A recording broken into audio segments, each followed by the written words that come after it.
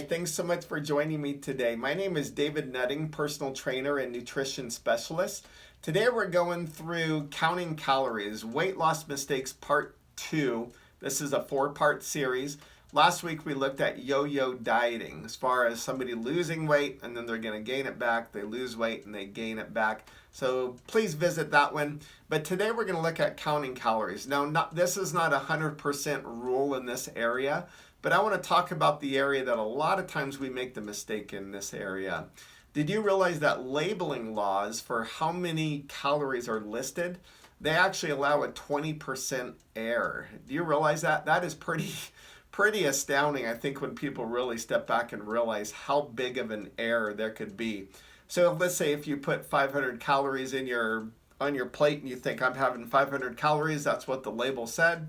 It could be 600 calories. So that's, of course, going to be a big difference in the long run. A lot of times the problem that happens when we start getting used to just counting every single calorie is we get used to just counting on that number instead of working on the quality of what we're actually eating. We want to work on the quality of what we're eating because a calorie is not a calorie. I could take calories from an ice cream cone compared to calories from a vegetable. And of course, they're going to be different on how they're going to provide for my body. We want to get more nutrient dense food, more whole food type foods that are going to come in and provide your body with the nourishment as well as with the energy. Now, the other problem with counting calories is a lot of times we can say, okay, I'm eating this amount of calories, but I'm still not losing weight. The problem is you might not be eating enough calories.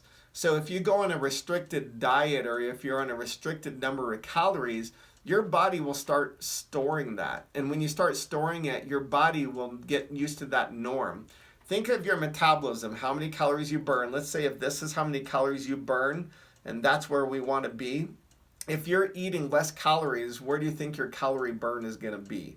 It's actually going to come down to where your calorie count is. And so that's one of the problems that takes place. So your body gets used to that new norm as far as coming down a little bit in that area.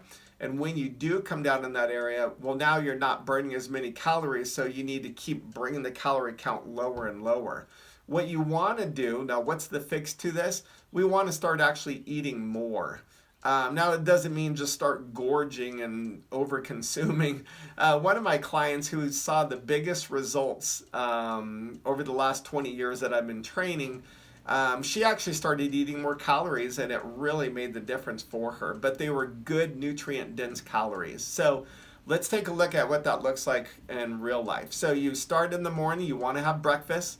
Breakfast is the most important meal. It's the break from the fast. And when you do get breakfast, you're providing your body a break from that fast to get those nutrients in. You do not want to skip breakfast, and I don't care what a lot of the people have said out there. Breakfast matters. Look up the research. It does make a difference. 2 to 3 hours later, you want to get a healthy snack.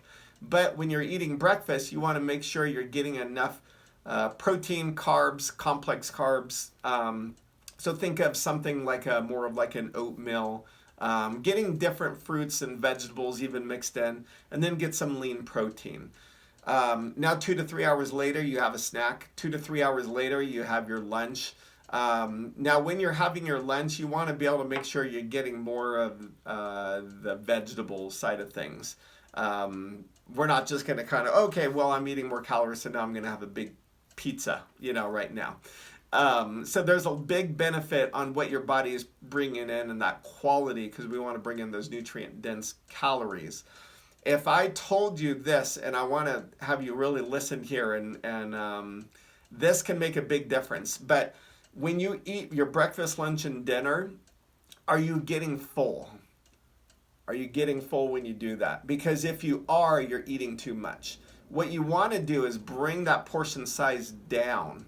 So now I'm eating the right quality foods, bring that portion size down.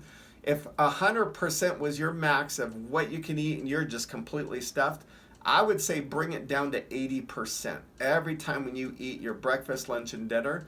And then just in between that, just have snacks.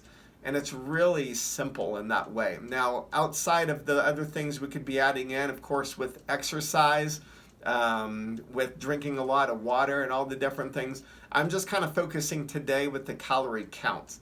If you eat too few calories, your body's going to store it and your metabolism slows down, and then you will actually start losing some of your lean muscle tissue, which is not what we want.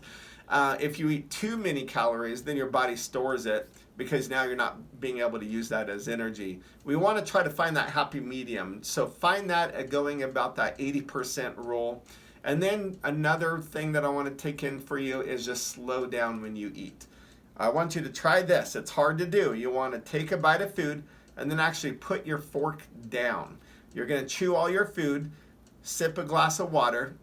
Once you swallow, now pick up your fork and then go again. And I know it sounds, oh, that's easy to do at times. It is not easy to do if you're in a rush.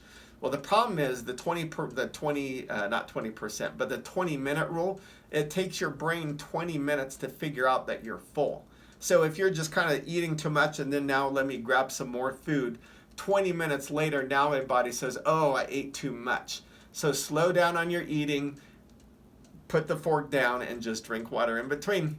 All right, let's work on that. So that's yo-yo dieting last week, and then now this week, watching the calories. Don't exceed 80%. Bring those portion sizes down, and then choose nutrient-dense foods. Thank you so much for joining me. If you've not subscribed, please subscribe below, and I'll look forward to seeing you next week.